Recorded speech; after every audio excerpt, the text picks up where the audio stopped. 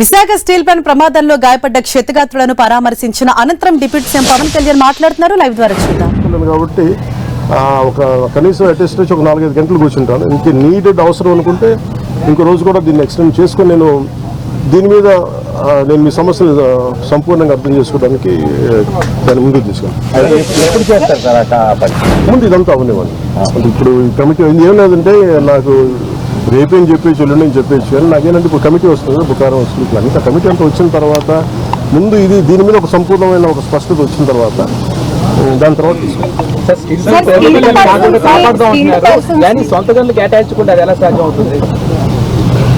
ఇప్పుడు మీరు ప్రశ్న ఎప్పుడు ఏం చేస్తున్నారంటే నేను లాస్ట్ టైం కూడా ఇక్కడికి వచ్చాను. నేను ఎంటైర్ యూనియన్స్తో మాట్లాడాను. నేను ఆ రోజు అందరినీ చేతులు ఎత్తమని అడిగాను. ఒక్కరి చేతులు ఎత్తాను. ఆ రోజు ఢిల్లీ తీసుకెళ్తాను రండి క్యాప్టివ్ మైన్స్ గురించి అంటే అందరూ కన్వీనియంట్గా ఆ రోజు ఒక్కరి చేతులు ఎత్తాను.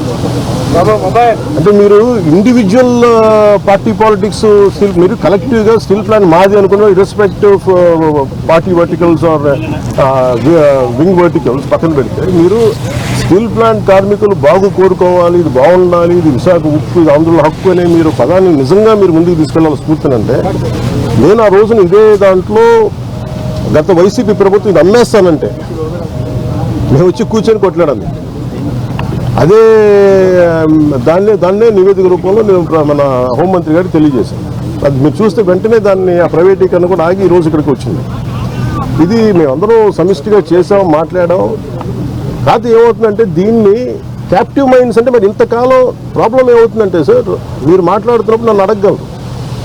అంటే మీరు సమస్యలు మోసేవాడి మీద మీరు ఒక పంచింగ్ బ్యాగ్ లాగా అంటే మీరు అంటున్నారు కానీ జనరల్ నేను జస్ట్ పర్సెప్షన్ చెప్తా ఉన్నా.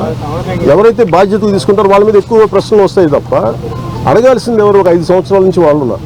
దానికి ముందు కాంగ్రెస్ ప్రభుత్వం ఉంది, ఆల్మోస్ట్ క్లోజ్ టు 10 years. ఇది అప్పటి నుంచి చేయాల్సింది. ఇవన్నీ వారసత్వపు ఇష్యూస్గా వచ్చినాయి, లెగసీ ఇష్యూస్గా వచ్చేసినాయి. నాకేముంది, నేను ఏ సమస్యల నుంచి మేము పారిపోవడానికి లేదు. ఉన్నది వాస్తవాలు చెప్పి అర్థం చేసుకొని దానికి ఒక పరిష్కార మార్గం ఎతకడానికే మేము సంపూర్ణ సర్వప్రయత్నం చేస్తాం. మీరేదో అడుగుతున్నారు సార్, టెక్నికల్ గా ఉన్న వాళ్ళని తగ్గించేసి అడ్మినిస్ట్రేటర్స్ తో రన్ చేస్తున్నారు. పని ఒత్తిడి కూడా కార్మికులలో ఉంది, నిర్వహణ లోపం చాలా ఎక్కువగా ఉంది అనేది కూడా లోపల పనిచేసిన వాళ్ళు అంటున్నారు మేడం.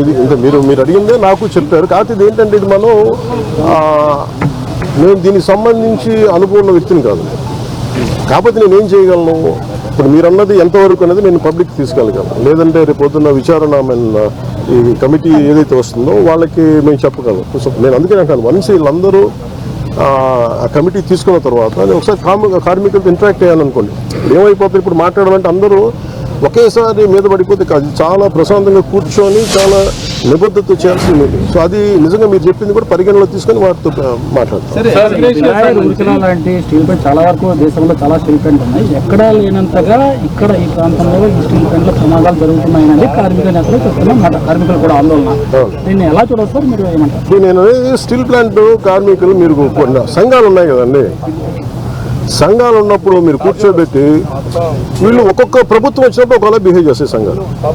నాకు ఇబ్బంది ఏముందంటే సంఘాలు అనేవి ఇర్రెస్పెక్టివ్ ఏ ప్రభుత్వం వచ్చింది ఏ ప్రభుత్వం పోయింది అనే కంటే కూడా సంఘం కార్మికుల సంక్షేమం కోసం ఇర్రెస్పెక్టివ్ మనం ఎవరు బాగా చేయగలం అని ఆలోచించాలి తప్ప మీరు వైసీపీ వచ్చినప్పుడు కాంప్రమైజ్ అయిపోయి వైసీపీ వచ్చినప్పుడు ఈ స్థలాలని మనం ప్రైవేటీకరణ చేసేద్దాం వాళ్ళతో కుమ్మకి ఇవన్నీ వాస్తవంగా చెప్పగలను. ఆ రోజు నేను కూర్చున్నప్పుడు ఎందుకు ఇంత బలంగా మాట్లాడగలంటే ఆ రోజు నేనే నోరు తెరిచి అడిగితే ఒక్కరు చేయు చెప్పు. సో అందుకని మొదటి రక్షణ కవచం ఎవరు సంఘాలు ఈ పొలిటికలైజేషన్లోనో లేదంటే మన పార్టీ రాజకీయాల్లో పడిపోయి నిజంగా కార్మికుల సంక్షేమం ఎంతవరకు ముందుకు తీసుకెళ్లారు అనేది కూడా నాకు వాళ్ళతో కూర్చొని నేను మాట్లాడతాను. సార్ నేను I don't try to say our కనీసం సార్ మేనేజ్మెంట్ కూడా ఇంటర్నల్ ట్రాన్స్ఫర్ చేస్తుంది. అసలు సంబంధం లేనటువంటి డిపార్ట్మెంట్ని డిప్లాయ్ చేయడం వల్ల ఈ ప్రమాదం జరిగిందనేది, చనిపోయినటువంటి వాళ్ళలో కూడా అట్లాంటి వ్యక్తి ఒకరు ఉన్నారనేది ఇప్పుడు కార్మికులు చెప్తున్నటువంటి మాట. అంటే ఇప్పుడు స్టీల్ ప్లాంట్ యాజమాన్యం కూడా ఈ ఎంప్లాయీస్ విషయంలో కొంత అలసత్వం వహిస్తుందనేది ప్రధానమైనటువంటి విమర్శ.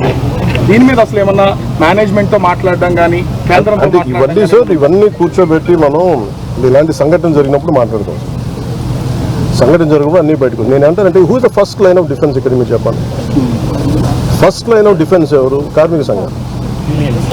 యూనియన్స్ వాళ్ళ పనులు సరిగ్గా చేస్తున్నాయా లేదు, ఇవన్నీ వాళ్ళు మాట్లాడాల్సింది. వాళ్ళు ఆ రోజు నేను వచ్చి కూర్చున్నప్పుడు ఒక్కళ్ళు ఇదే చెప్పాను, నాకు ఇన్ని సమస్యలు ఉన్నాయి. ఓకే, మనం అందరం ఇంకా కింద పడతాము, మీద పడతాము, వెళ్తాము, 10 సార్లు ఒక నెగోసియేషన్ జరుగుతాయి.